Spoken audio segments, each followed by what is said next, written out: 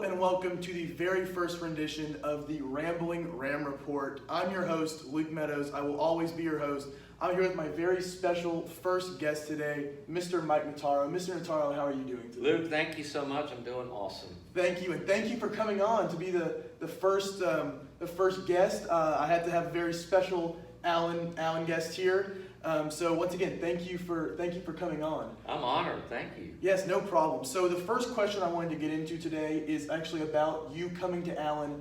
I know that you were actually planning on retiring before you came to Allen. So what kind of intrigued you about our school to not want to retire, to want to come here? Good question, Luke. I had anticipated retiring, like you said, but a group had contacted me and told me I would look into this opportunity here at Allen. This is a group of people that are in education, and they knew that this was a really good school. And so at first I said I wasn't interested, but then I did a little research on my own and found out what a great community this was, what a great academic and institution this was. I was just so excited to have an opportunity, at least be considered to come here.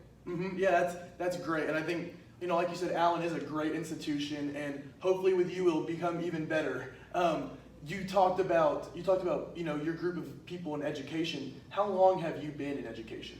Good question. This is my 47th year in education, so I've been working in education for a long time, but it's my 17th year as a head of school. So I've really enjoyed leading schools, and I've been fortunate to be a part of a number of good schools, and Allen's one of those great schools. Okay, and so what were you, before you were a headmaster, before you were leading schools like you said, what did you teach? What was your role in schools? Well, I taught in public school for a good bit of time, and then I got involved in coaching, and that normally takes you out of the classroom, and then I started teaching at another famous university in the Southeast.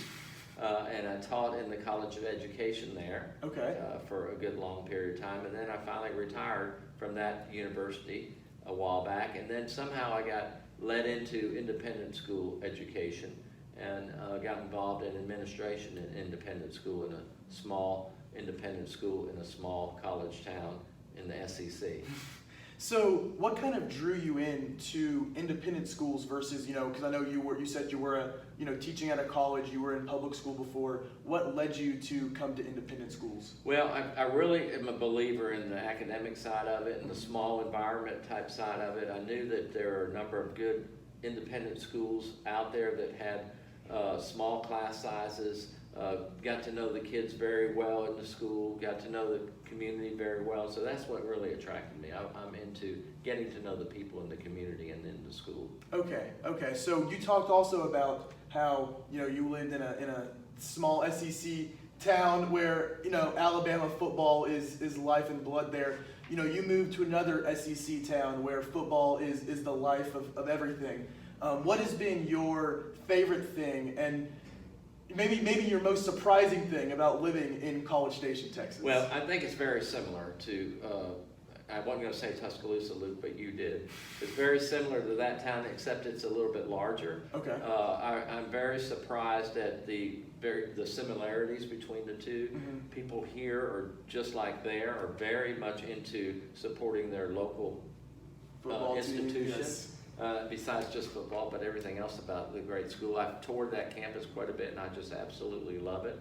I've always said, and I've visited here a number of times and seen a number of football games and baseball games at Texas A&M, and just really enjoyed that atmosphere and that environment. It's probably one of the best I've ever been to. I'm not just saying that. It is truly a great place, and I love the enthusiasm in this community. It really is a great atmosphere. As people watching know, I'm not an A&M fan, but I can still appreciate, the atmosphere of Kyle Field, the atmosphere of College Station as a whole. And, I can also appreciate the atmosphere of Tuscaloosa because everyone knows Alabama has been the cream of the crop in college football for a long time.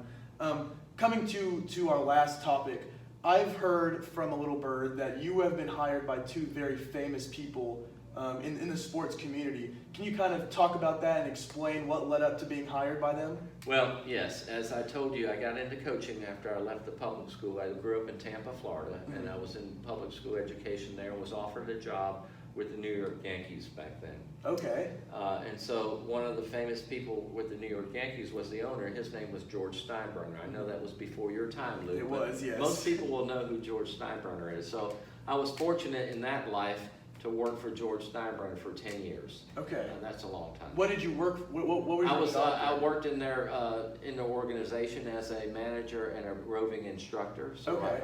I roamed with them and taught players in their system for 10 years. Okay.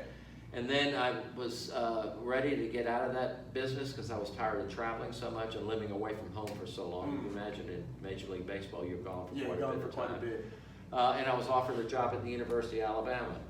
And so when I went down there for the interview to get hired, it wasn't much of an interview.